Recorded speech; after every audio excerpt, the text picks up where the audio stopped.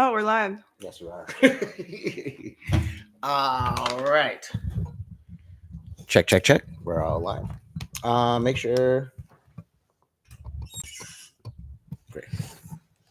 All right. So, first podcast. Testing. 1, 2, 3. You're live. You're good. It'll make. Great. So, my guest today is the lovely Anime Gordon. Ta-da. All right. So, let's get into it. How's the trip over? It was good. I don't have a driver's license, Okay. so I Uber around LA. Is And it, why don't you have a driver's license? because I totaled the family car in high school, and then I lived in cities, and I just kind of like to Uber around. Mm-hmm. You've never gotten back behind the wheel? I've been learning slowly with like a teacher at like a driving school out here. That's fun. Yeah, Where's the driving school at? like Melrose. Oh, good. Mm-hmm. Yeah, because the last place you want to be is Koreatown. I'm just kidding. All right. Do You you look want? hot today. It is hot out. I just actually got out of the shower. Okay. Yeah. All right. Yeah. So He yeah. wants to make it known that he's not, that he's clean. Yes, I did, because I went to the gym earlier today, and then like I've just been kind of laying in my own sweat, and then you just you're coming over, and I was just like might as well. I showered today too, so Good. you're not alone. Okay, good. Couple ground rules. There's no perfect way to do this. Okay. All right. It was just kind of freestyle. We're just hanging out. Right? Okay. Sweet. Yeah. Like, okay. One of the topics we wanted to talk about was dating. Right? Yes. And you were thinking about who makes the first move in 2026. Yeah. Okay. I think about this a lot, actually. Okay. Are you single? I am single. Is this right? Am I putting this? You're totally fine. Okay, sweet. Okay. Make sure you like kind of talk. We're talking towards the mic too. So, but towards the mic. But everything is recording. Like it's pretty sensitive. Okay, I can do it. Yeah. All right. So making the first move in 2026. Yeah. There's a lot of discourse about that, and you've been thinking about this. What are your thoughts right now? So it's crazy because like I'm a feminist. I will say I'm a feminist, but I feel like as I get older, I'm like, there's certain things that I feel like what is biology and what is just like socialized and things like that. I don't know. I'm still on the fence about it. I kind of feel like in situations where I've been really aggressive, like really pursuant, it like, even if I get the guy, it's like it doesn't necessarily go the way I want it to go, or like he wasn't ready or something. And I almost feel like I wonder if there is sort of a thing where like, I don't know. What do you think about it? Okay, well, that was a half-assed answer, but I'm okay.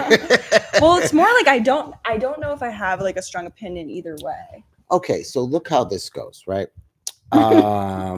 He does. Okay, so because I am a slut. I've said this before on the podcast. Okay. Right. And I I've experienced many like different forms of relationships. Right. And it's a organic chemistry thing. Yeah. Like if it's gonna work, it works. And if it doesn't, it doesn't. And overthinking even the approach it's like a problem. Yeah. But what if like, okay, I'm gonna do like example, like thought experiments. So like, what if it's a situation where like you meet a woman and you're like, oh my God, we're vibing, like this is great. But then she starts to get really like, hey, like she keeps texting you first and it's like in quick intervals. Like, would it make a difference for you if you really liked her, if she was doing that? Or would it be like as a man, would it be like, oh, whoa, this is a lot? Like, okay. I talk to a lot of people. It's like I set my own boundaries with my responses. So it's like if they text me a lot, I can always wait to text them back. Yeah. You know? Are you doing that out of like playing a game or something? Or are you doing it to be like, I'm not ready to respond, lady? Both. again, it's all a game in and of itself, right? Like, so if I'm not feeling like texting because I'm doing something, right, I'll wait until I'm ready to text. Yes. But if I sit and look at it and go, I'm not ready yet, I'll make her wait and I put it down. You know, then I'll get to it when I get to it. For What if me, she were to double text? that's fine. I don't even go Oh, that far. I love it when people send me paragraphs. I love it when people are open and honest with where that's they're cool. at. Like, I really like you. I really want this to try this out. Great. Let's see how far this goes. Right. I'm someone who is a big receiver. Right. If you show me attention and affection, I will match that. Right. Um, except if the only times I've ever broken off or ghosted somebody is if they're clearly insane. Okay. What would be like the flags of that for you? Um, okay, so I got in a situation with a coworker a couple years ago, and like we were friends at work, everything like that, and then it was a good concert. We were vibing. You know, I was security. They're like guest services. It's like a cute thing, right? And then get the end of the shift, she's like, "Hey, can you bring me home?" And I was like, "Okay, cool." Right? I've known her maybe a handful of years or something like that. And then get back to their place. We smoke a little weed. As soon as they finished smoking weed, they started talking to themselves, being weird, like Oh, doing really that, just crazy. like Like, psychosis stuff of like rearranging shit in the house. And it's like, oh, so that's your routine, but like I'm here as your guest. Now you're just taking full mask off and being who you are, doing all kinds of weird shit. And this is a separate thing than what I saw at work, interesting. And then it was like, oh, well, this isn't gonna work out. So I just actually like bounced. Okay. You know what I mean? Okay. That's kind of like a high threshold. Like you have to be like maybe clinically diagnosed with something that I don't know. Yeah. But again, like, okay, okay, so you're talking about even in, because I want you to talk more about this too. You tell me, uh, what have you been? You've been on a date with a weird guy? Yeah. Quite a few. Yeah. Yeah. What about it? When did you know it wasn't going to work? Um well, I've had lots of really bad first dates. And that's also partly what makes me like hesitant of the apps and stuff like that because you never know what you're getting into. Tell me about one guy. One date, like this was like a long time ago, but like one guy on the first date was like kept on making comments about like it was like negging, I guess, but it was really weird. Like he would be like, wow, you sprayed a lot of perfume or something like that. But it was like he was, and then like, oh, like you want a piece of gum? Like maybe insinuating something. And then I said no, and he didn't like that I said no, and he was like, well, you need it. Oh fuck. But then he like it was like his way of trying to flirt. I was like, oh, this is not my vibe. So he's just like insulting. Yeah, because women have caught on to negging, so I don't do that anymore. Yeah. Wait. Have you heard of the what's it called? PUA? Pickup artist? Pickup artistry? Oh yeah. That's fascinating to me. Oh, I bought the book. Did you? To try to like learn about it, but it made me really sad when I started reading it. So I was like, let me put this down and like be in a good place when I read this. But yeah, is that's like where negging comes from, right? That was early red pill stuff. Okay. Did someone teach you it, or how did you learn about it? I honestly think it's part of like a grander like psyop because high school, I don't know if you remember high school boys, but we used to go to the mall and try to pick up chicks, and it would like never work, because we're just like gangly, full of acne, and being like, you want to go to the dance kind of. Did you try to do that before you knew about PUA? Yeah. Oh yeah. Yeah. Because you talk about girls all the time when you're boys, Yeah, and you're like, how is this gonna happen? Yeah, how are we gonna do this, man? We're gonna need some pussy. Like, we have no idea what that even entails. Like, So, um, yeah, when you go to the mall, you see a girl, you're like, you're gonna go get her, you're gonna get her, like that kind of thing. You walk up and then you're like, hey, trying to be smooth, and they're like, not interested, and they walk away. Yeah. Uh, it was early Reddit, and then I saw maybe a video or two, and the guy looks like a magician. Okay. It's always some dweeb. You're like, this guy gets girls kind of Yeah. thing. And the one thing that I found was the Art of Seduction book. Okay. And then How old were you when you read that? maybe 22. It was right. It was before I started grad school. So like, and I was after a bad breakup, and it was like 7 months of being alone. And then I found the book. I was like, how do you get girls? Like, like what's And were you looking for something serious, or were you looking for sex, or either or? at that point, whatever I could get, Yeah. Art of Seduction was actually really fun to read. And then I also read What Women Want, the Okay. original book that's like kind of based on the Damn, I needed to like look at this shit. Yeah, What Women Want is actually really eye-opening. I don't think it's misogynistic, and like I'm pretty balanced. Like I've read Bell Hooks and like all that other shit. Um and all that other shit, meaning obviously a lot of feminist theory that is important. Um but I thought it was very eye-opening. And everybody has their preconceived ideas and judgments of the opposite gender, but Yeah. I've always kept mine open in terms of like there's an exception to every circumstance, so Yeah, you can't just definitely. make blanket statements. um but it's there, statistically or whatever trends, however you look at it, there's like a lot of shit that was like spot on at the time. Like what? The It's a good one.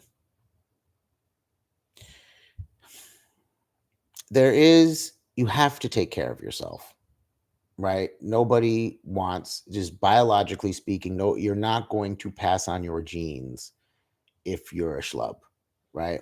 No one finds that attractive. There's nothing motivating about that. Nobody Yeah. wants to be around you if you're like that. And it's just like, if you're taking care of yourself, women will be attracted to you. Okay. That makes Mhm. sense. And I forgot That all probably goes both ways too. Not. Oh, that's interesting. Yeah. Woo! Yeah. We can get away. Yeah. Well, you are what you attract is the sad part of the whole thing. Yeah. If you're getting people who are fucking weirdos, you're getting all the energy.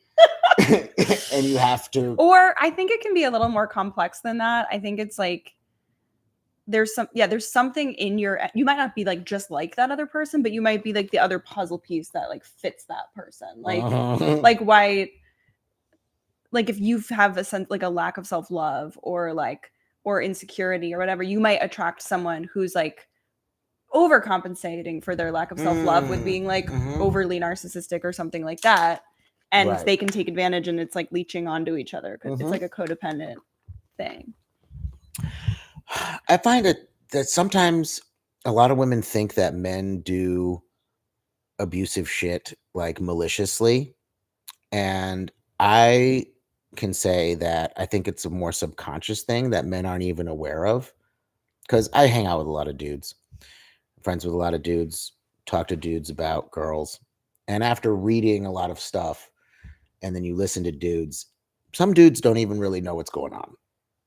Some dudes are just like, yeah, bitch, got a fat ass. And you're like, what is she like as a person? They're like, I don't fucking know. That's gay. And you're like, all right, that's not. Yeah.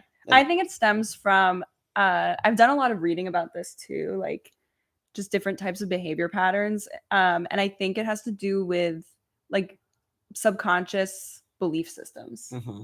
Like a lot of it does just get like absorbed like by the culture. You just absorb the culture or what your parents say or what you observe from your parents or whatever, or like what you see on TV or whatever. But like I do think that that kind of stuff probably comes from what you hear, what's around, like the concept of like, oh, we got to get pussy. Like, what does that mean?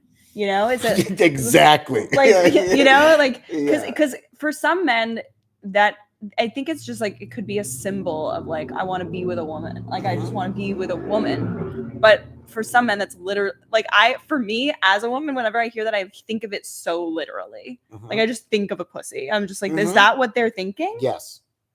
Like Just void floating, of anything yeah, else. Yeah, exactly. Just, it's just just the pussy. Just a floating pussy. Where's the pussy at? It's right over there, bro. You know. Do you think that but you've been in relationships too? Yeah. It seems like you kind of go back and forth between like both types of things. Yeah, because some women actually want to be objectified in bed. I think we all do. I mean, well, it depends on like how much of a sexual person you are, maybe. But I think, yeah, that's part of it. Like even in relationships, you want to have those moments where you're being objectified. I think. Right. It's like a pedestal thing, but it's like it has to be in this weird thing where it's like the right time, right? Because you can't be, like, you know. Because saying like you're gonna take this dick out of context is not okay. Yeah, or like you just got into a fight and it's like, what the fuck off? Dude? Yeah, exactly. Who's my little slut? And you're like, what are we talking about here? Did you not do that in front of my parents? Like, that's how you introduce me to your friends? This is my little slut. This is my little slut. Right she's here. Always my little slut. Don't pet me. Yeah, okay. So, like, yeah. To get back to the point though, of who makes the first move. Yeah. I have always made the initiation into, so what are we doing? Oh, interesting. Like the transition from casual to I think serious? From stranger to casual. To fucking. To stranger to casual. Okay. Yeah. From stranger or friend potentially to like turning it into something more than that. Sure. Yeah. But even then, it can't even be stated outright. Sometimes it's like accidental sex. You know what I'm saying? Like you just you're just like hanging out. Okay. It's okay. No, okay. So like, no, like even with that coworker situation, like it was going there, but I was just too weirded out, and I was just like, no, I'm gonna bail. You know, and she was like getting ready, and I was like, nah, I'm okay. Yeah. You know, and but successful times, you ever like you're laying in bed with someone and you're like, wow, I can't believe we just did that. That's never happened. Has that ever happened to me? I'm an overthinker, so that thought usually comes before. It's like, oh my god, what's gonna happen? Is it gonna happen? Even if I'm like fucked up, oh my god, it's happening. It's happening. He's putting it in. Even if it is the accidental, which I don't do that anymore, but like I used to allow just like, okay, whatever, like, you know, and gotten myself into situations before where it's like, don't just run around like that as a woman. Like you gotta like know what's happening. But what were we saying? Wild. Anyway, back to you. I forget what. No. Well, going into that vein of like, how do you know it's a thing before it's the thing? You know, like I remember one of my girlfriends that I dated for 4 years. I saw her in it. She's working behind the counter of this ice cream shop in like the mall back from my hometown, and I looked at her and I was just like beeline, and I started chatting her up. My homeboy owned a store that I worked for at the time upstairs. So I was talking to her about that. I'm like, yeah, I'll just see you around, stuff like that. First time, because the Art of Seduction book, it was like, don't be too thirsty, go back, right? What does that mean? Like when you introduce yourself to somebody you really like, you always just do like a touch and go thing. I totally agree. That's very attractive when men do that. Right. Because when they're like, it's like shows that you can still tell they're into it, but it shows that they are not desperate for it and are like it's a confidence thing that makes you feel like, ooh. Right. Yeah. It's like they know what you're doing. And yeah. That's the thing about the pickup artist stuff and the frame. What's the frame? Okay, so here we go. Oh God. Here we go. I'm gonna. Okay, I'm so uncomfortable about this. Okay, keep going. Okay. Are you sure? No, because I bought the book, so I'm definitely interested in this stuff. Okay. So yes, I want to hear. But do you understand? You don't know what the frame. Mm-mm. Okay, so the frame is just like the dynamic of a conversation. Oh yeah, that's the other thing about it that's so funny is all the lingo. Mm-hmm. There's like words for everything. Okay, continue. It's kind of just a man brain of needing to organize information. That's so funny. Right? Because what's intuitive for women in terms of socialization is different for men, even on a fundamental level. Remember, I used to teach kindergarten for like 5 years, and I would watch how little girls versus little boys and how they socialize. Yeah. Right? Boys are about action. This is a game over here. Girls want to sit, specific gender dynamics at the time, because there was girls who played with boys and did the tag thing, and there was boys who wanted to sit and play with their fucking hair. Yeah. I saw all the, but like maybe general trends that you but saw. women have more of a social hierarchy in terms of how they organize their groupings, right? Like this, we're gonna do this, and everybody's gonna do this together, and we're friends, right? Are we friends? The confirmation of being friends. Boys know they're friends if they're playing Yeah. together. Girls know they're friends if they're inclusive. Yeah. Right? So just thinking about that, when a man is self-aware enough, oh God, if this gets clipped, if a man is, You can like literally edit it. yeah, like, I could, yeah. Like self-aware enough of like knowing he's interested in a girl, but not to, because then you consent to hi. I live with 4 people. Oh, that's awesome. Yeah, no, it's okay. That's okay. It's okay. Everybody's great. Most of this is their equipment, which is great. Oh, that's we all nice. share the house. So you ever have an argument with a partner and it gets out of control, and then you find you're winning the argument, and then they stumble and they fuck up and they like they lose control of the dynamic. You ever caught somebody cheating? No. Or you ever caught a man in a lie? I don't think so. Yes. Well, that means you didn't. Well, I've been with people that are really, well, yes, like in a certain way, like incongruities. It's like, what do you like? Really manipulative kind of. Yeah. Yeah. There we go. The frame is maintaining the lie, whatever that is. Because once you, I see. Because again, the established reality or whatever. Right. Because like when I first met him, he was so confident and suave, and then like 3 weeks later, he's just a fucking dork. Like he lost the frame, right? Oh gosh. You know what I mean? But like when I first met her, right, I walked in and I was just like, you, but I didn't say that out loud. And then for 4 years, we lived in 2 different apartments, traveled all over the place, and then we moved here to LA together and broke up after a year. It was just kind of the nature of the thing.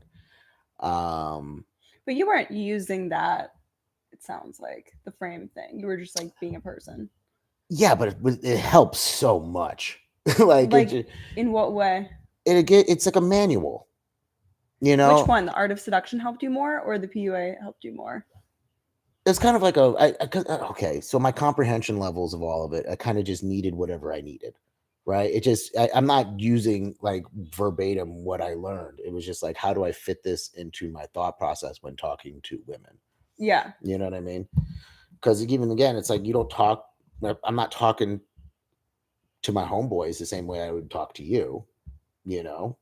Just in general. If I had a homeboy on here, it would be very different. But I feel like there's a kind of like level of like respectful discourse when you talk to women, that's just different than how you talk to men. Okay. Right. And if the man is your boss, I think talking to your man as a boss is the same way you're talking to a woman is. You want to be respectful and not step over the line, because there's constant analyzation of who you are as a person and your character. Okay. And so you were like that with your ex all the time? No. Because I feel like once you, like, I see what you're saying, but then once you like end up in a relationship with someone, I feel like that's when you really can just, it is kind of sometimes like it's your bro, because you're just being more you. Just relaxed. Yeah. Yeah. No. Whatever bro means, but like, you know what I mean? What's the longest relationship you've been in? I would say like a year a year and a half, like a year and 3/4 or whatever. Have you done that Yeah. multiple times? Twice. Okay. And it was usually like around the same time. That was like the expiration was around the same time. Okay. Yeah. Do you find yourself to be more single or more entangled, percentage wise? What? Like just percentage wise. Like in my life? Mhm. Or so initially it was like relationship, relationship, relationship, relationship, relationship. Like one after the other. And then I had a really, really bad breakup with someone and had like a big wake up call about a lot of things. And since then, I've been single for a very long time. Like just kind of renegotiate, like reestablishing like my identity, like what do I expect out of a relationship? How do I want to show up to a relationship? Like, what does it mean to be in a relationship? Like, I'm learning so much, like kind of reestablishing all of those like boundaries and standards and like values. Yeah. Okay. And so you want to have all those things in a row before you get into your next relationship. I mean, I don't know if that's possible.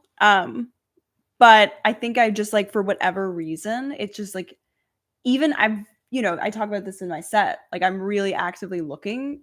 Well, I'm not necessarily trying that hard to find love right now in a lot of like physical ways. Like I'm not like going out being like I have to have this many dates a week or something like that. But I am like I'm fascinated by love, and I think it's like one of the most beautiful parts of life. And so it's something I think about a lot and I'm interested in. But for whatever reason, like it's been not very like those situations have not come up in a really long time where I've like met someone that I felt really connected to. And like when it does happen, it's like, whoa.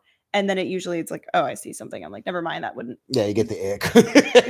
Or I realize it's my old habit again. It's like, oh, I'm attracted to that person because they're like, they have this boisterous thing about them, but like they would be toxic for me, or like that's not what I want, like trying to like break the patterns earlier. So I've been very single because of that. And maybe it means I'm not yet, like what you're saying, you are what you attract. Like maybe it means I'm not yet at a place where it's time, to meet the type of person that I want to meet, because maybe I'm not the person I want to be yet for when that person comes. Very valid. I love toxic relationships. Like still to like you just like identify as someone who likes toxic relationships. So feeling things is a privilege, right? Feeling love, deep attachment, connection, feeling seen, feeling understood, being validated, feeling whole, right? And being like, this is my person and this is what I have chosen to do. And like, there's something so amazing about that feeling. And being around that person in any circumstance, you could just turn, they are in the same vibe you are. We getting out of here. We staying. You having a good time. Yeah, this is a great song. All that shit. And I think I've experienced it 5 or 6 times. 5 different people. And that's a lot, actually. Yeah. And it's pretty cool. And then you kind of the rest of the time it's just kind of like filler space, you know what I mean? Like, so you are like, because I feel like there are different types of men, like some of which are okay. Here's what I'll ask: do you have a dating profile? No. Are you on the? Oh, you're not an apps person. I don't do apps. No. If you were on the apps, when it says like, what are you looking for? Like long-term relationship, short-term relationship. Figuring out my dating goals is like one of the other ones. I have all the boxes usually checked, being like, whatever. What would be like your main one that would be like, that feels right?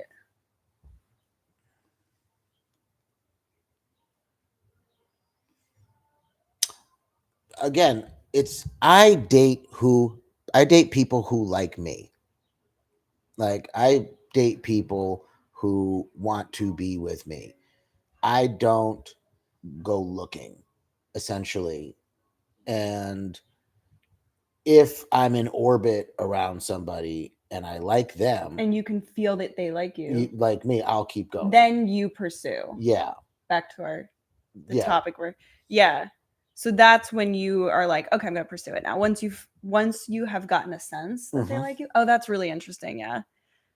What Because if then it's yeah. fun. Then it's fun, and then we can play this game until it actually like happens. Yeah. You know. So once you start the pursuit and you can tell that she likes you, is there ever a situation where you're like, oh shit, actually don't know if she likes me now because like her behavior changed or like she didn't respond that much for a week or like like what do you do in that situation? Do you keep kind of being like, no, I want this, or are you like, oh, I don't know, let me pull away? Depends. I mean, I'll always send. If I like somebody, I'll make sure that I'm the last text. So if I text and then they don't text back, for a long time, like you were talking about double texting, I'll usually do a question mark. Oh, interesting. And if it's the question mark at the end, and then there's no response, I get the hint, right?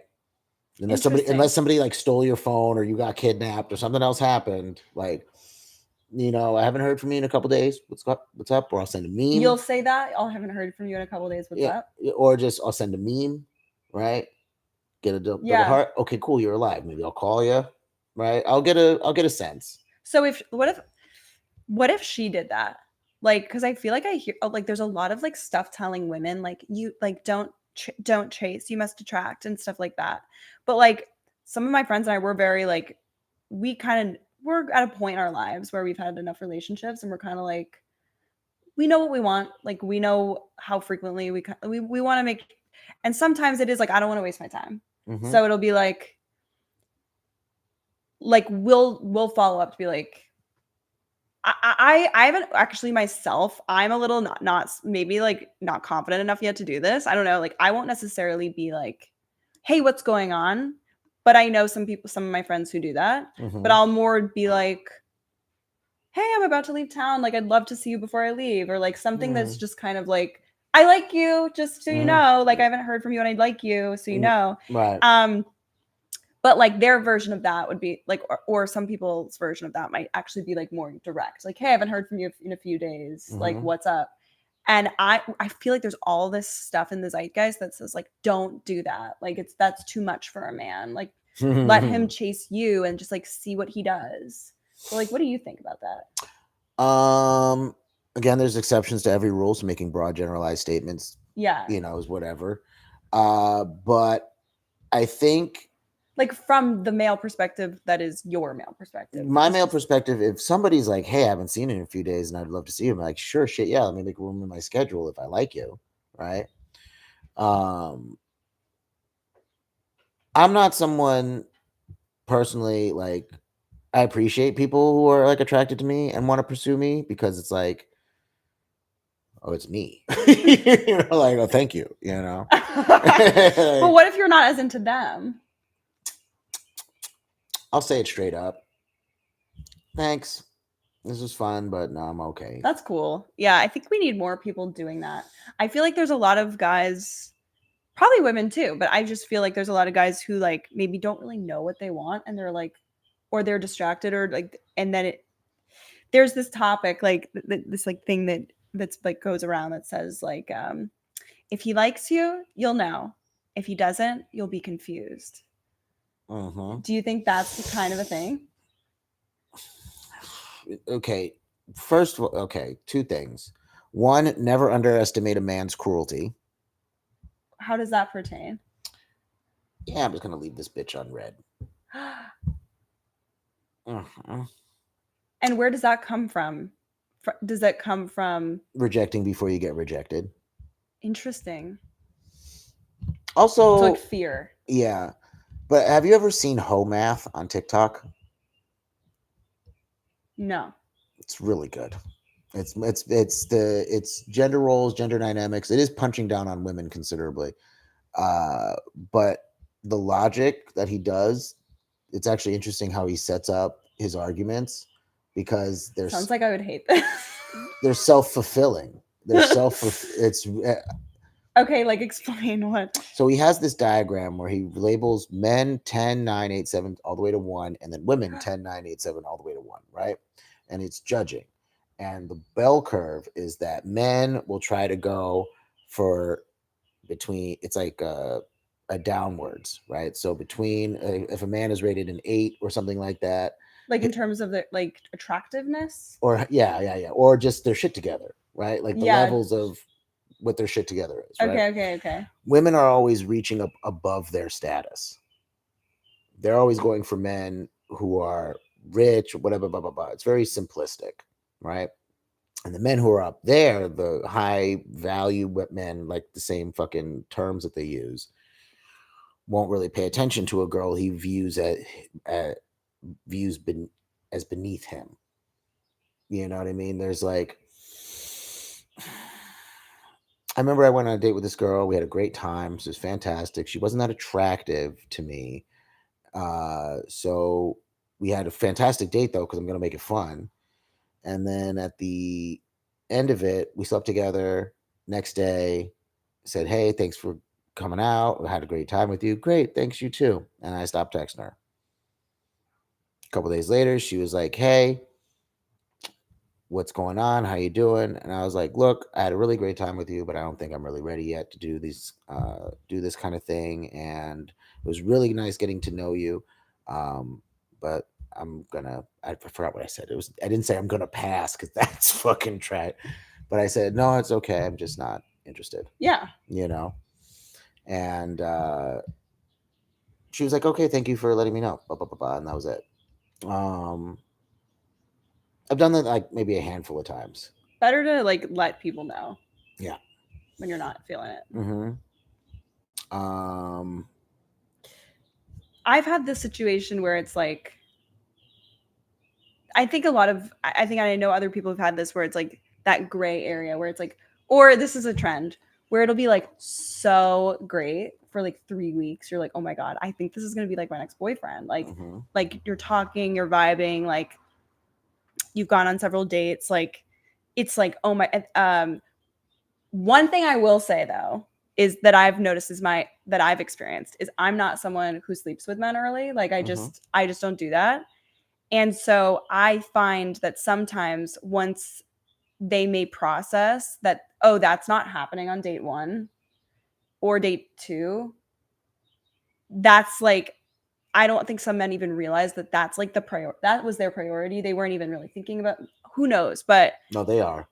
We all are. Well, that you're thinking about sex. Yeah. Yeah. I want to fuck this bitch.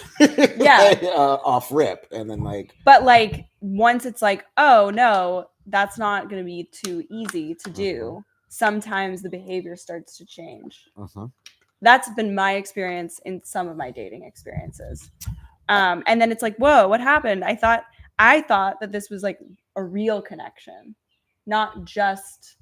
But then I've gotten feedback from some men that it's like, oh well, maybe he felt rejected because like you didn't want to sleep with him. It's like, I don't think it, like if your ego gets that bruised by that, like it's, I don't know.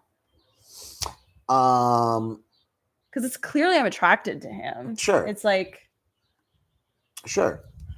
So I have that girlfriend I dated for 4 years, made me wait almost a month. But I really like talking to her and getting to know her. So I really played into that. And a couple of dates, it really worked out. And then we were together for 4 years. I dated a girl for 3 years after sleeping together on the first date. But it was because I met her out before I met her friend. And I was really kind of ingratiated into her world already. A couple talks. So it was like probably a sense of safety she had to be like, I can sleep with this guy. Yeah. Right. First date, it was great. I had to meet this woman's husband before we dated for an entire year. It was pretty cool. She was cheating? No. It was an open polyamorous relationship, and I dated her but I had to meet the husband first before sleeping with her. That's like the equivalent to like, let me get your father's approval. Yeah. No, it was great. It was great. We went out That's fascinating. Did you ever like hang out with the husband? Yeah, we're actually really good friends. What? Yeah, after we broke up, yeah, she doesn't know that, but Oh. we're really good friends. Yeah.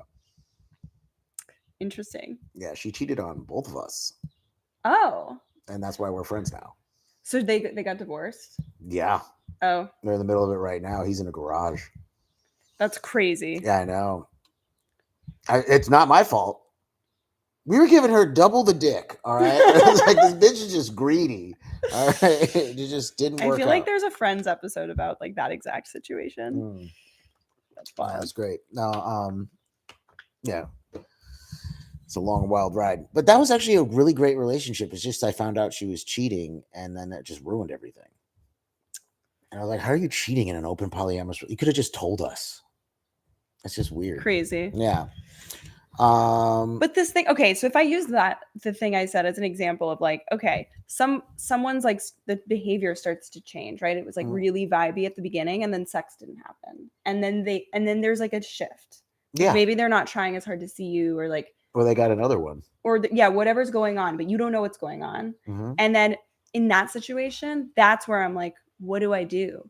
Do I trust like it? Do I keep pursuing them because I like them? Sometimes I get really like, I don't even want to say like I don't know if it's masculine or feminine or what it is, but I'm like, yeah, that's the person I want. Like, why can't I chase it? You know? No, I think that's very valid. But I feel like some people will be like, no, like you've gotten the signal that it's time to pull back. You know what I mean? If they're not trying as hard, it's like, no, don't do it. Do you think those men in retrospect actually liked you? One of them, I like legitimately don't know what happened. I legitimately am like, we liked each other. Like that was such a vibe. But I just felt like something maybe shifted at some point, was the feeling I got with like his lack of continuing to pursue. And then I was like, I want to see what he does. And then he didn't really like chase it down. So it kind of, we both never said anything at one point. It was like we both just like stopped talking.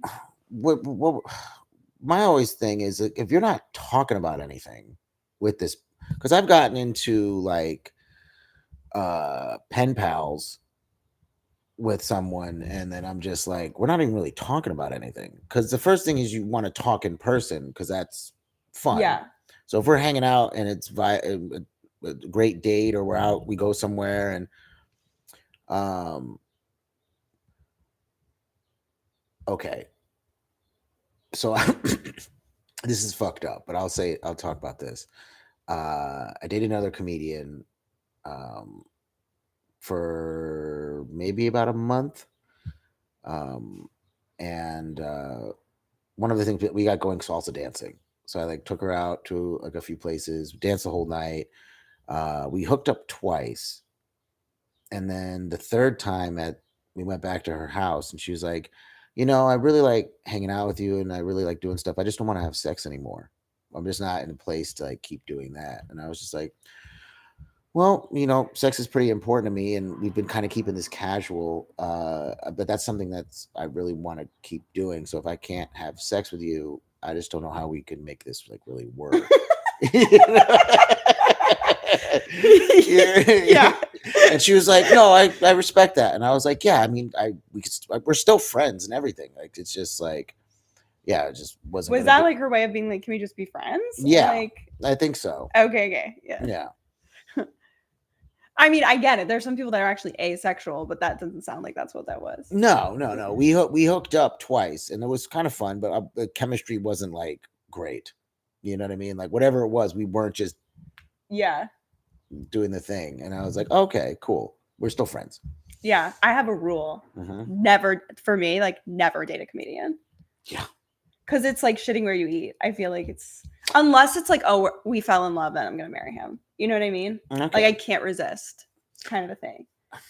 Dating comedians isn't bad, because I've dated a couple of comedians, and as long as they don't like talk about me in their set, I don't really talk about them in my set.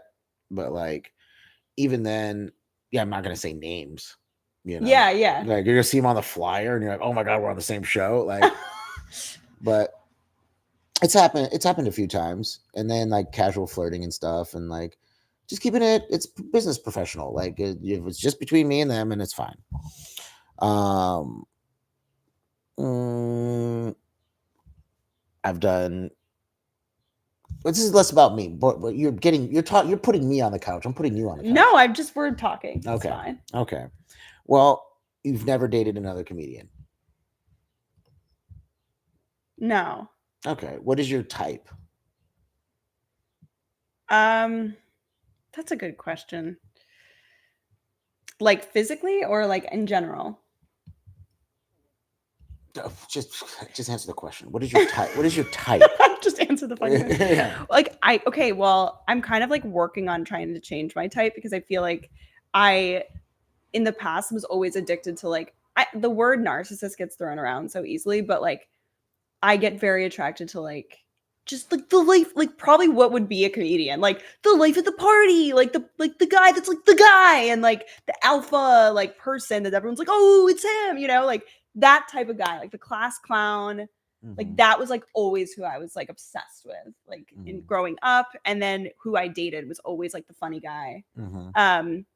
And but also like yeah, I think historically it's been a thing of like someone that I feel like this like electric crazy, like you never know what they're gonna do next, and usually that's like someone who has like a personality disorder, you know. Sure. So I think I'm at a place where I still want there to be that level of like passion and like firiness and like attractiveness and like probably more. I really like like masculine men, because I feel like I have kind of like I have a side to me that is masculine, and so I want to feel like the woman. You know, I really want to feel like they'll take charge, and I can like fucking relax and not be so like type A with stuff. So masculine, funny, smart. Although in the past, I realized. Wait, actually, maybe I shouldn't say this. What? Say it, or I can cut it out later. You don't have to name names or be specific. I feel like in the past I've dated guys. Oh my god, this is like so mean. Because like but I feel like wait, now I'm scared to say it. Can we cut it out if I don't want to? Sure. Okay, I feel like in the past I've dated people that were like not as intelligent as me. Hell yeah. Like dumb, like kind of like just like not smart guys, and Sure. I feel like it was good it felt good because it would like take me out of my head and like into my body and just be like, oh, we can just like relax and not think so hard because I am an overthinker. But I realize now I'm like, oh, that person like wasn't that smart. Like I probably should be with someone like that would, you know. So is that pretentious to say? No, not at all. Not at all. Most of the women I've dated are smarter than me. Maybe that is a thing. Yeah. No, I don't know. Well, yeah, big dumb guys, big beefy. Sometimes there's something really hot about a big dumb guy. Sure. And that's your type, because a lot of women like big dumb guys. Not like dumb. Sure, but yeah, I know. I know what you're talking about. Yeah. Or like can be dumb, like you know what I mean. Like they're not necessarily dumb, but they can like go into that mode.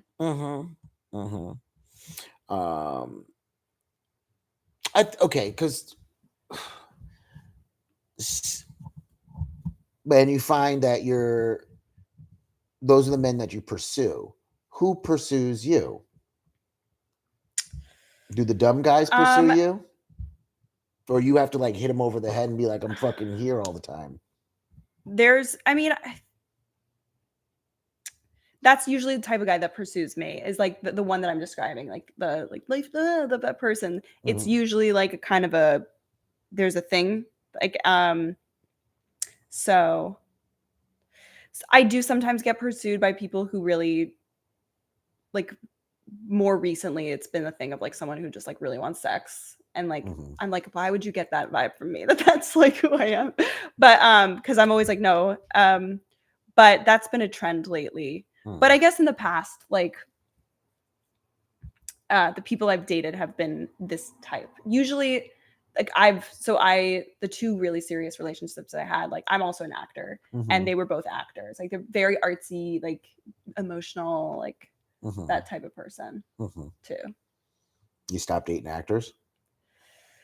There hasn't been one that I've met that I would date an actor. It's for some reason it's like a different category than comedian. Like I think it's because it feels really like, oh, this is like we don't have an HR for that. You know, we're all like in the same work pool. Whereas actors, I feel like there's so many of them. Like, you know, comedians, it's like we're really all like, yeah, you could be on the same show and like fuck that, you know?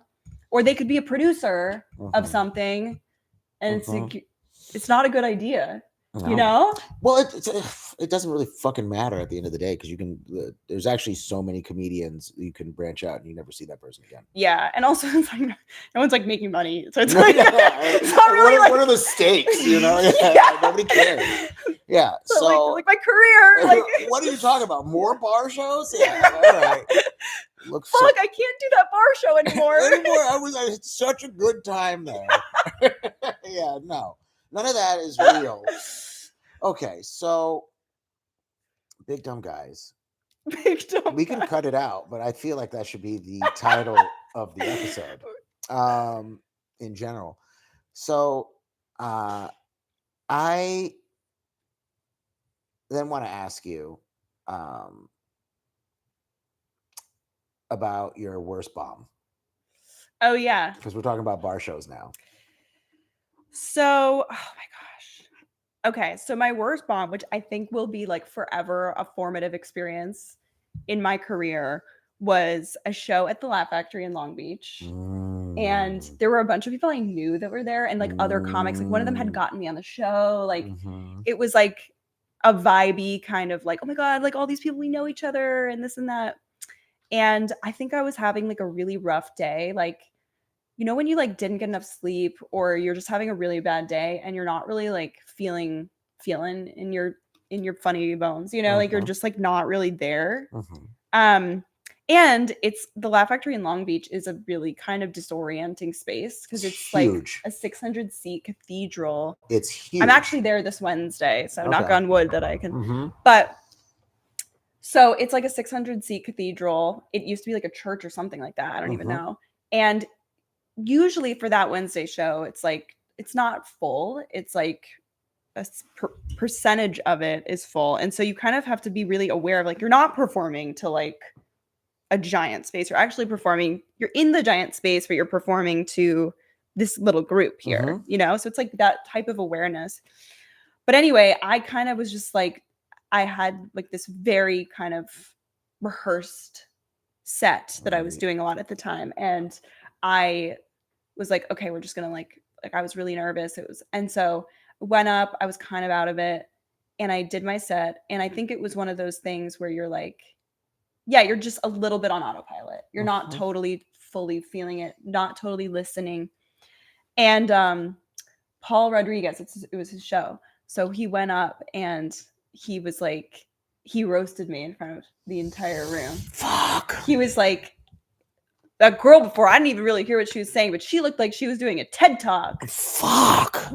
And I like shrunk a little ball. Yeah. And my friends felt like this was the worst part. My friends felt secondhand embarrassment for me.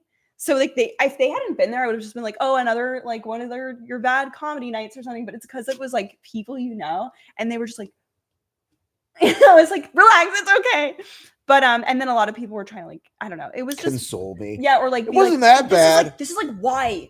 That's the worst when people give feedback and it's like it's not correct to like what happened. It's like I know it was just a bad set, but it was like, well, this is like why you bombed. Like this is what you did. And it's like, all right, well, that worked when I did that thing, it worked the other night. But yeah, that's not maybe what it was. But either way, it was just, and it was so funny because like maybe like 6 months later, I was on another show with Paul Rodriguez and he like completely forgot who I was. Yeah. And it was just like, oh my God, like that have we met before? And I was like, yeah. Yeah, you roasted the dog shit out of me. You like created one of the most memorable nights of my comedy career. But yeah, that was probably my worst. What about you? 2017, Main room at the Comedy Store. Oh shit. Mm-hmm. Big bringer show at the time. Brought a lot of people, co-workers, friends. My girlfriend at the time, and I quit smoking cigarettes maybe about 3 weeks prior to that, so it was still kind of like neurotic. And I get bumped by Kevin Nealon, and he drops me to dead last in the order. Okay. And so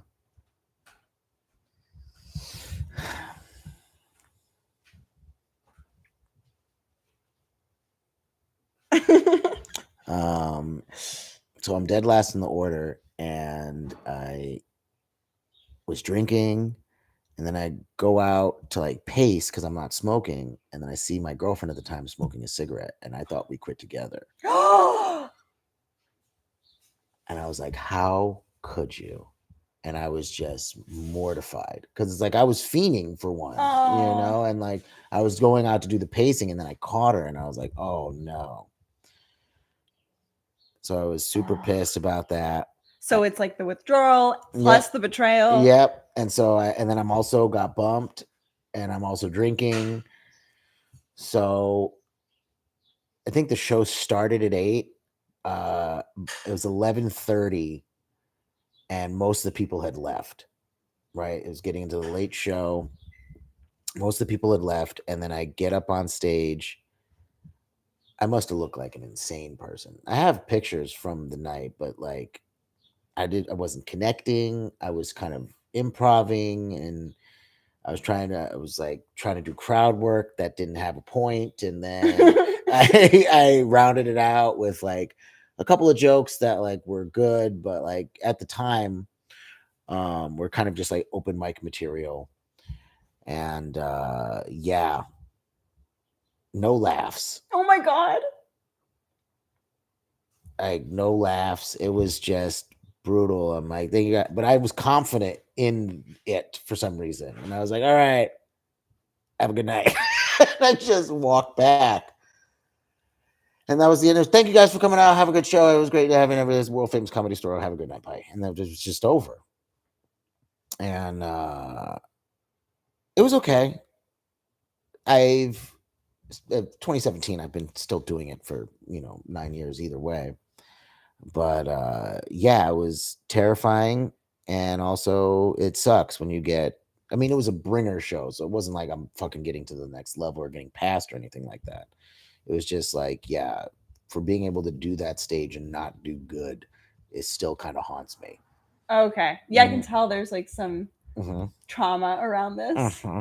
But yeah, but I think it's important. Like everyone, it's just part of this journey that we're fucking psychos to just keep going. I know. Yeah. Yep. Just accept that you're gonna,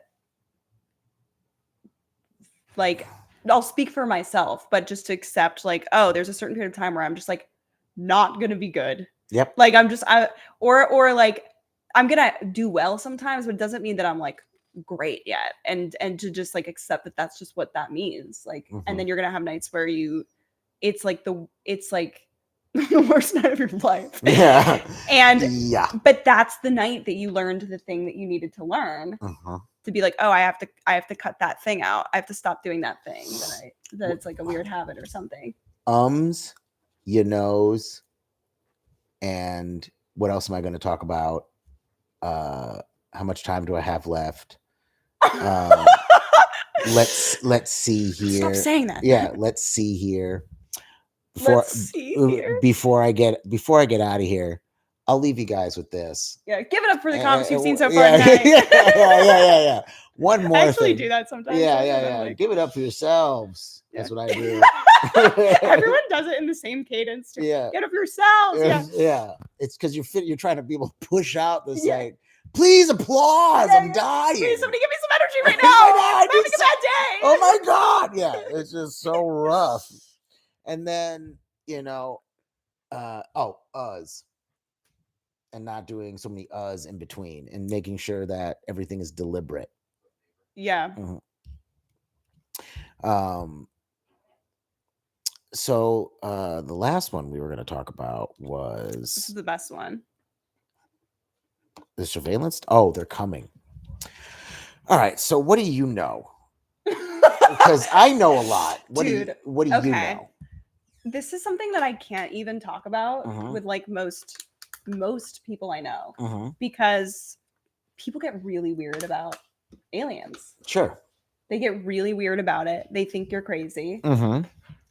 I feel well, I've been watching like the recent documentaries. There was like one documentary that's like I forget what it's called. It's not called Arrival. I know that's like another movie that was Mhm. made a while ago, but there's some documentary that came out recently that's like yeah, like they've literally found alien parts, like Mhm. things like that. But there's also this guy that I listened to named Bashar. Have you Mhm. heard of him? Mm-mm. He's like he's like an extraterrestrial that talks through a guy named Daryl Anka. Okay. Um, I feel like there's like a sub community of people that are like obsessed with him. I Mhm. am part of it. Okay. But I feel like I can't. There's like maybe like two people I can talk to about it Mhm. in depth because some friends of mine, like I'll be like, oh yeah, but like it's an alien, and Sure. they'll be like, what? Like, are are you good? I'm just like, don't go there, don't go there. Mhm. But I believe it. I Yeah. really believe it. I believe that this guy's channeling an alien, Mhm. who I guess like lives in a different dimensional Mhm. state where he can like travel through time and like talk to us on this dimension Mhm. or whatever. Anyway, that's No. I dig it because interdimensional beings that are channeled through something else outside of our reality. I mean, I've done plenty of acid. you're like, this is like basic science. Well, Like, no, well, like the machine elves, spirits, however you want to call them, that inhabit the similar space, but we can't access them unless we're like dialed into that frequency. And the pineal gland, yeah. yeah, and Oh, have you done ayahuasca? no, not yet. I've done it. Hmm. Yeah, it's fun. It's an ordeal. Hmm. It's a situation. Did But you? a lot of people do talk about like alien encounters with it. I Mhm. didn't have one, but I've done DMT. which is the same. It's in Yeah, that. Yeah. yeah, and I have gone through successive gates of understanding, and I've already talked to the different beings What? from each one. Yeah. What are the gates? So the first time I did it, you get to a certain point, and then there's this like break, and you're like, you're not ready, and you go, okay. What does What? it look like? It's actually like a gate. It's a stop. It's a stopping point. It's just like when you move to another dimension and things start kind of blending. I would say like blending, moving around, and then you find that there's this inertness that you can't get past, Okay. and then you kind of ask for permission to go through, and then whatever the entities are just like you're not ready yet, and then they send you back. That's like the movie The Never-Ending Story. Uh-huh. Did you see that movie? Of course I did. I'm older than you. Well, it's like that reminds me of that scene with like the two like women at the gate. I forget what they are, but they're like entities. And he's like, I can do it when he's on the thing. Yeah. Yep. But I've done it about 7 times. Oh, wow. And so when you do it the second time, I'm like, oh, I already know all this. So I just like waved to them as I blew past like the first one. So you can go through, because once you get a handle on what you're experiencing, you're like, oh, I can just do this again. And then I would bypass the first gate. And then it would be more intense, but there was kind of this bigger, deeper understanding of something that I can't really put into words now. But it was just like, it's like putting a river through a straw. Okay. You know what I mean? It's like it's this massive amount of information that you're trying to process with your human mind, and you're unable to. So you just kind of have to let it keep going, and whatever you can glean off it, there's just such big ideas that happen. You go, All right, so whatever that is, like peace, love, understanding, community. We're all the same thing. We're all part of the Yeah. larger picture, the larger thing. We're all kind of nodes of the whole big soup of whatever this is, or the entity. We are God and the entity Yeah. in and of itself. And then there's like another level past that, Uh-huh. where like, because I know you're totally into this. Well, because then you're in the other world of them. Then you Okay. go into their space, and then you're like, am I part of you? And they're like, yeah, you are us, and we're all the same thing. And then you go, well, what the fuck does that even mean? And then as far as it goes, everything is existing all at the same time, at the same Mhm. time, all the time. Yeah. And then you go, oh, so we're not even it this present state is the most important Yes. moment. Yes. This moment right here, this one, and then this one, but you don't even, there's no hierarchy of importance. It's Because all the it's just same where you are. Yeah. at the moment. And but the fact that you're breathing is a gift, the fact that we're alive is a gift, and be able to have this skin suit that we have been given, this identity and all this other stuff, it's not really important, but we just have attached all this meaning because this reality is separate from everything else that actually exists. Ba, ba, ba, ba, ba.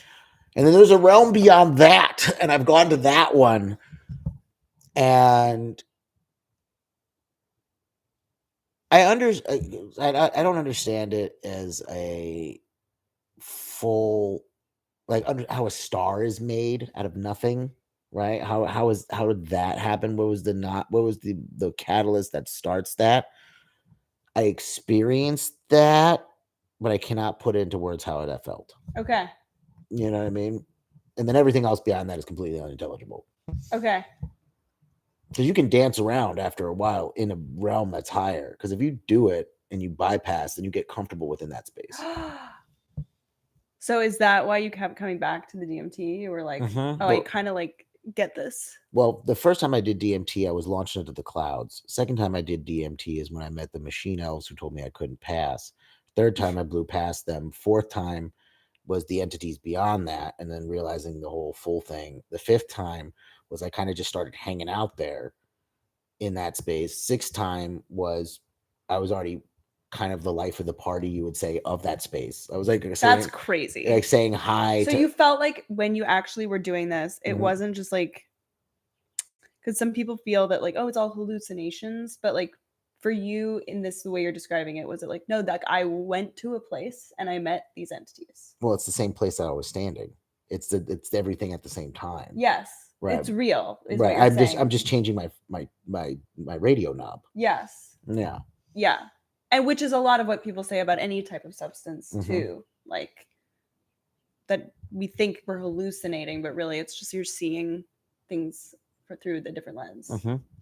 Reality through a Right. different lens. And the seventh time is like, when you've been at a party for too long and you're like, man, we should get out of here. Everybody's getting really bad. Like, that's how I felt the seventh time I did Oh, it. interesting. Like, I've been here before. I'm kind of bored. Okay. Right. And I was like, oh, okay. And then I just haven't really done it since. That was 2023. So it was completely like out of body experiences. Oh, yeah.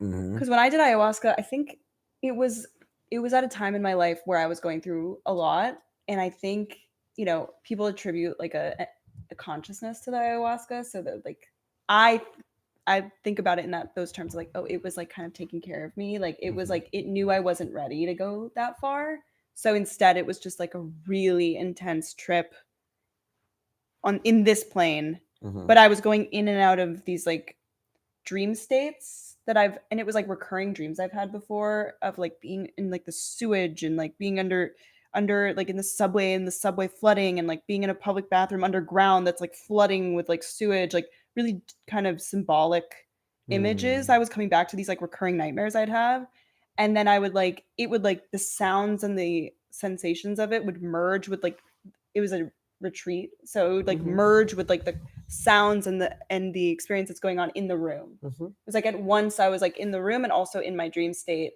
and they were like mirroring each other through like the sensorial. Yeah. Mhm. Um but I definitely didn't go as far as like being like, oh, I'm not even here anymore, which Mm. like other people were. They were like, I went to the pyramids. Like one girl was like, I gave birth to a baby during the thing. Like, Mm-hmm. yeah, Mm-hmm. it was nuts. It was really cool. Mm-hmm. Yeah, I love drugs. They're fun. I want to go out to the desert again soon. Take a little road trip. Have you been to um, Bowen Ranch? No. Okay. Gotta get a big old comedian. We gotta get a caravan. Get a bunch of folks. It's hot springs Okay. in the middle of a desert. It's like a 2 mile walk in. There's individual pools. It's nude. Sometimes Okay. you don't have to be nude, but most people go nude. And then you can camp there under the stars on rocks that are like kind of comfortable. And tripping balls is super fun. And everybody there's pretty free spirited, dicks out, So it's just great to hang out. That's a cool vibe. Um, Gotta go before it gets blistering hot. But like, Okay. it's super fun. Um, But we didn't finish aliens. Aliens. We're still talking about aliens now. Interdimensional beings, extraterrestrial. There is. How much do you know? Because I know classified information, and I know like people in the military. I've heard whatever was in that documentary, so maybe some of what you know, but what do you know? I know all kinds of shit. Like what? What's the craziest one Okay. that you would be like, what? How? Have you heard of Agartha? No. You're not on my level. You're not. Okay. Go on. The hollow earth theory. Don't know it. Okay. I just know about like Sedona and like, you know what I mean? Like this maybe surface level. But continue. Agartha. Millions of years old. Does Antarctica ring a bell? No. Okay. Jesus Christ. The Nazi base? Nothing. Nazi base. There's a secret Nazi base. The world is hollow. There's beings that inhabit the world. There's a portal within the planet itself. And they're keep going. Okay.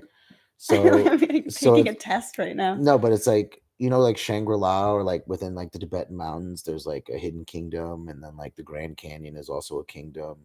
Okay. There's like other civilizations. Like alien kingdom. Yeah, like civilizations of beings that have been here before us. Yeah. I've heard of that, but not specific exactly where. And technically there's like 71 different species. Yeah, I've heard about the different species. Like it's crazy. Like people will just like throw out the names and be like, "Oh yeah, whatever it is." The gray ones. Yeah, yeah. Yeah. Okay, so you really know about this. You've done a lot of research. Yeah, I've actually like talked to people who've like been like on guard at some of these military bases.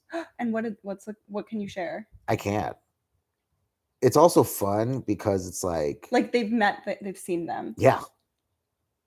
Just talking about it in passing, and just like my mind being fried.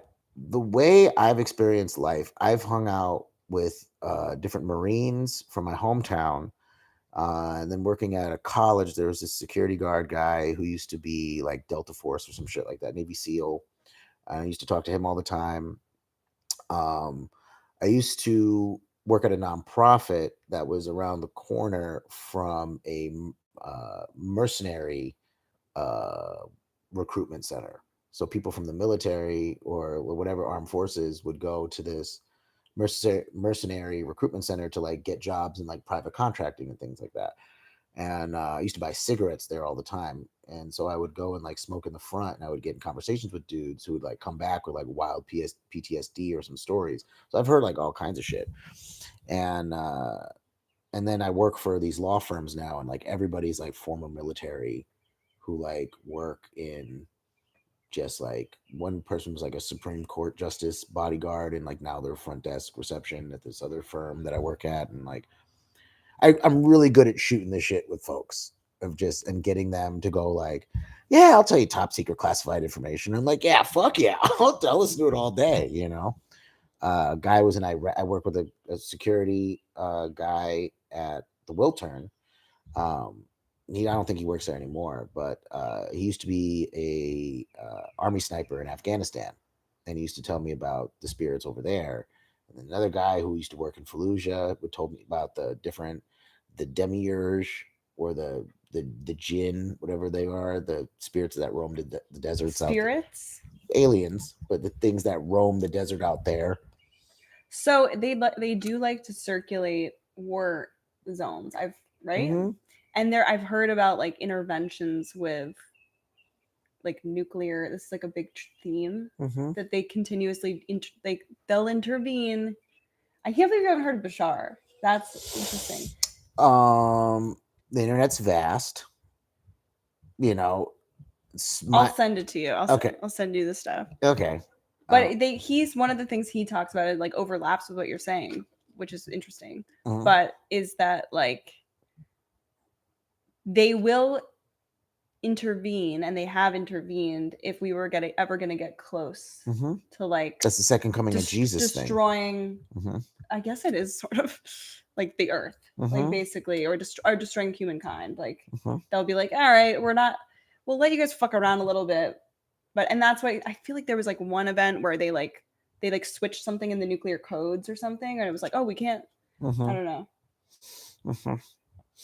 You're like, yes, I'm a professor in aliens. No. Well, the 8-foot tall, blonde-haired ones. What are those called? Aryans. No. Well, that's what the model came from, or some shit like that. They're like model. The idea of that adoption of the Aryan perfectionism was trying to reach whatever that was. That's really fucked up. Well, because the aliens just look like that, and they wanted to. Humankind is just different. It's the Anunnaki principle thing, where like, what is that? That's a species, right? The Anunnaki. Well, the human beings were kind sounds like a kind of sushi. Well, humans were kind of like created between a hybridization of stuff, of their DNA, and then monkeys. Interesting. That's like something called the Anunnaki principle. Well, then there's like the Yakub theory, where humanity is kind of just this experiment that has kind of just populated the planet, and we're kind of cattle for them, something to that effect. But there's so many different diverging ideas. Sometimes when I go, like, I really like the spiritual stuff when I hear about it, of like peace and love and how they want to guide us toward peace and love. But when I hear stuff about like, yeah, it's like a hybrid species, and like they need to take our limbs sometimes. Like, I don't know, like that stuff I like kind of pull away from, because I'm like, it's not the happy stuff. Yeah. Yeah, it's like, ew, like it's a little scary. And it's like the stuff that the reason why people get scared. I just like want to listen to the stuff. I tend to like listen to the stuff that makes me feel good. Sure. Yeah. I like all of it. I don't care. Like, I've seen the Hindu pictures of like people who are like super peaceful and like they're kind of self-contained, and then like ritual human sacrifice is necessary to appease some of them, and like that's always been a thing. Do you believe that aliens kind of run shit? Angels, demons, things that coerce us, things that are that have their own motivations and somehow influence themselves. Somehow all of this has been predestined anyway, and we're all kind of just like acting out something that's already been decided. You think so? Well, if everything exists all at the same time, that means the future has already happened. But what about the multiverse? Sure, but like where it's like every infinite possible reality is existing all at the same time. Is all existing at the same time. So there's no like predetermined. But that means there's already been a predetermined outcome based on the actions that you already make currently. So in a multiverse, then it could be predictable, essentially.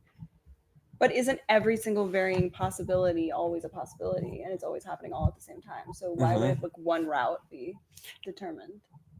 I look at it like this, and or all routes are predetermined. Yeah. Anyway, and all of them are all happening, and they're all predetermined all at the same time. Yeah. If you can. Yes, but it's almost like the two concepts nullify each other, because sure. Like, if it's all infinite anything, then everything is all of it. It's predictable and unpredictable at the same time. Yeah. Right. If it's only about the tool in which you're able to observe it. Yes. Because if we had an ability to predict the future, we would have come up with it. But the fact that it's impossible to have that much understanding that possibility, it would then have to be informed by the choices that are being made in the present. Yeah. I struggle with that from just like a philosophical perspective, like the concept of determinism versus like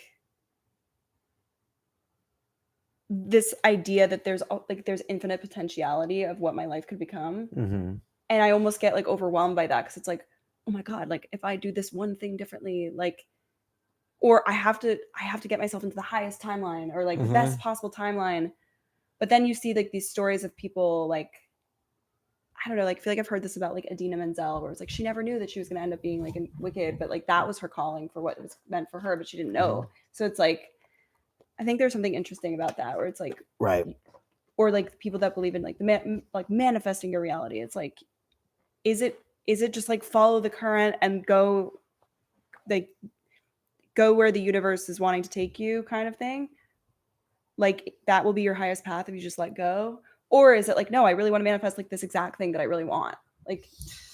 Probability and chance, the fact that not everybody makes it, and so you have to settle for what you get, and some people live their entire lives without ever knowing what their potential is, and then you also have people who go for that and still fail. So it's like it's random.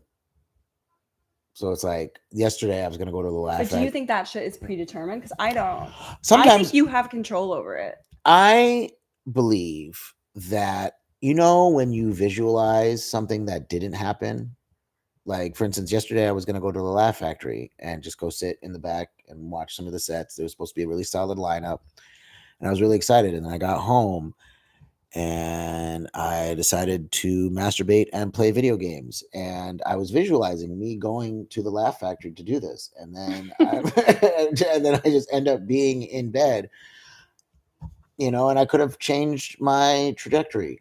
Right, I could have met somebody, I could have done something, I could have really put something more into my career, but I decided to do that. And you know I'm okay with that decision because I got plenty of sleep to wake up to go to the gym today. And it's like I put something else in. But then some people will say, like, oh, that person that you were meant to meet Mm-hmm, at the Laugh Factory last night, mm-hmm. if you didn't meet them then, you're going to meet them in a different situation. Some Sure. people will say that. Mm-hmm. Yep.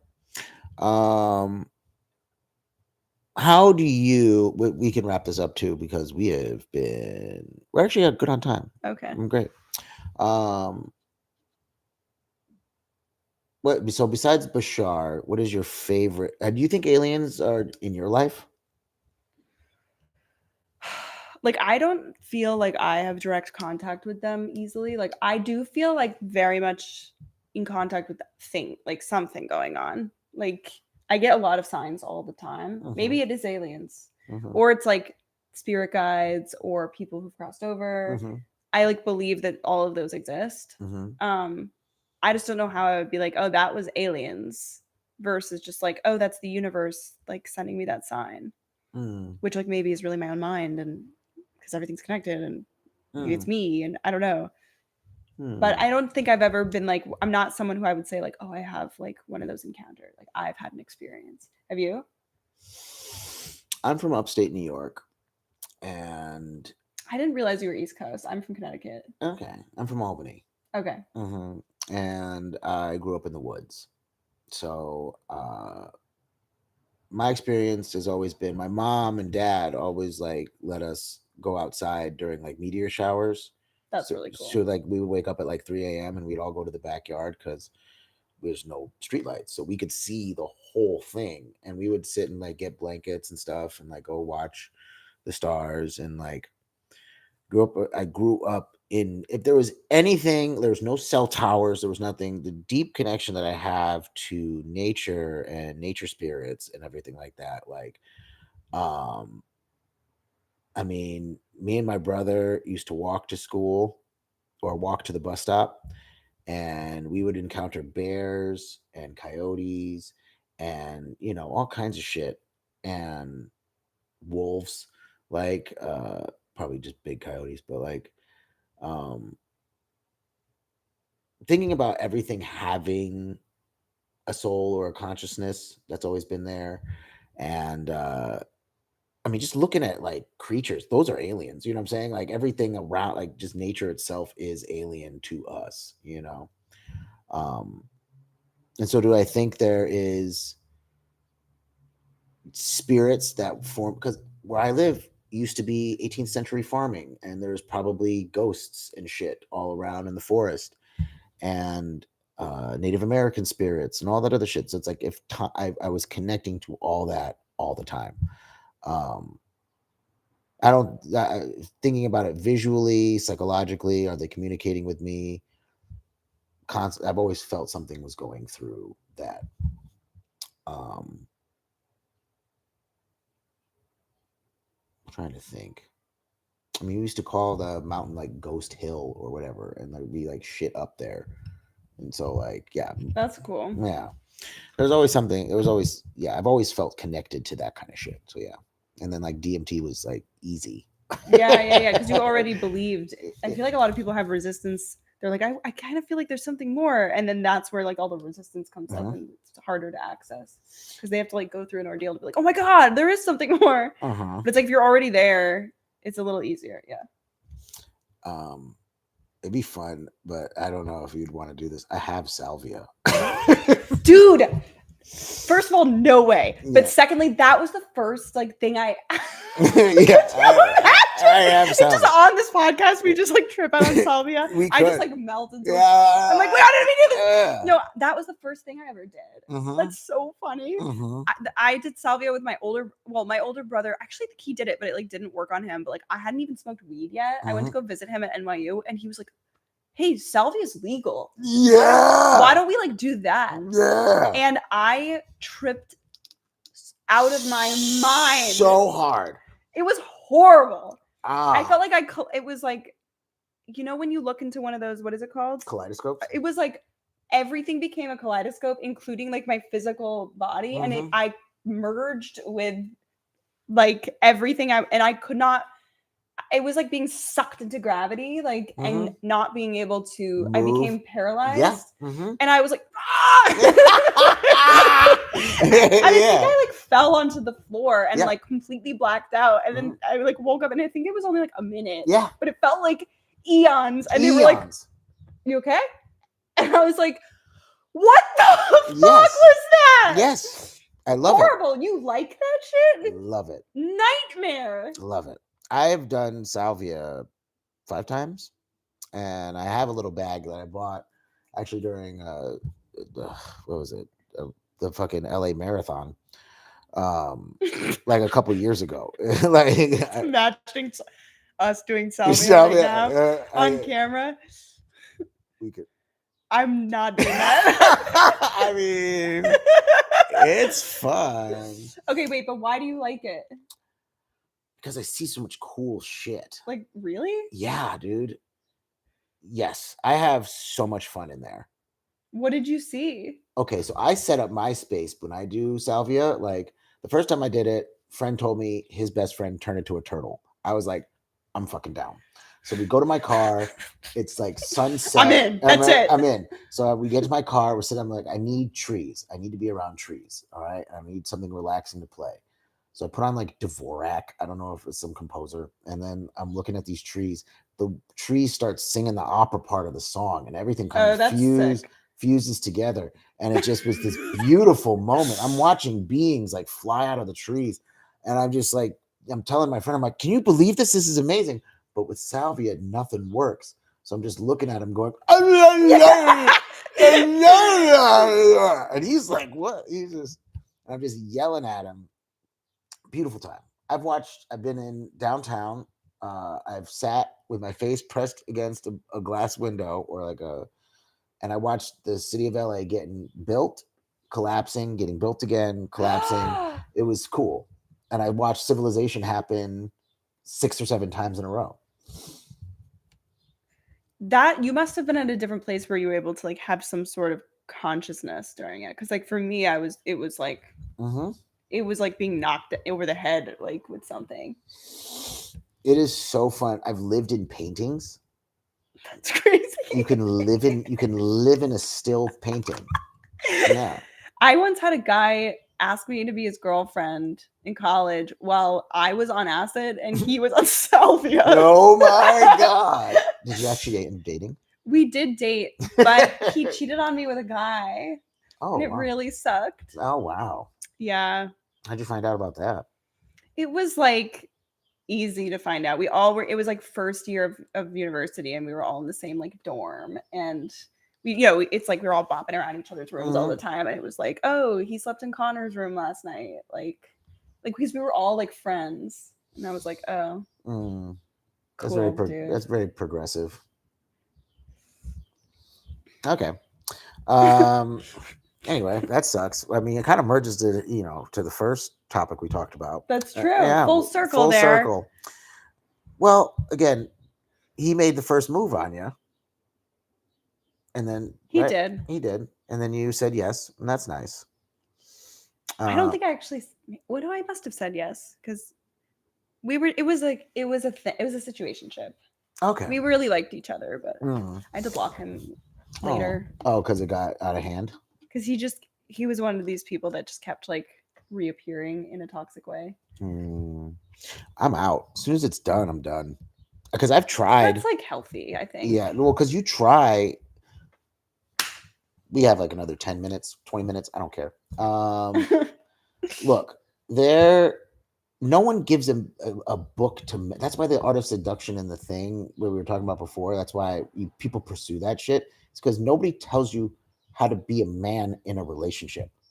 Like my dad. It talks about actually being in a relationship because I don't think the PUA stuff does. It's just like don't break your frame, dude. Yeah. Well, that's trying to like the thing. Yeah, there's no after effect of like how do you maintain a relationship? Like how do you set healthy boundaries? How do you engage with women when they're on a certain thing and then you can't meet them at that certain thing? Oh, that's like higher level than other stuff. Nobody tells you how to do that. Is that a book for men or is it for everyone? What are you talking about? The Art of Seduction. It's for men. Oh. Yeah, like reading it. Do I have a copy? Or did I let it? I like fully want to do a deep dive on these books that are for men. And no, I think I let somebody borrow it. Because I want to learn their games so that I can play their games. Yeah. Combat their games. No, I'm just kidding. I don't like games. Well, because I actually look up books for women about men and they're hilarious. Are there? Yeah. Okay. All right. That is our show. That is our show. That is our show. My name is Brendan Weeks. I'm Anna Mae Gordon. And thank you so much for coming. Thank you for having me. This was great. All right, sick. We did it. Whoa, dude, that was great. Let's see about my books. That's so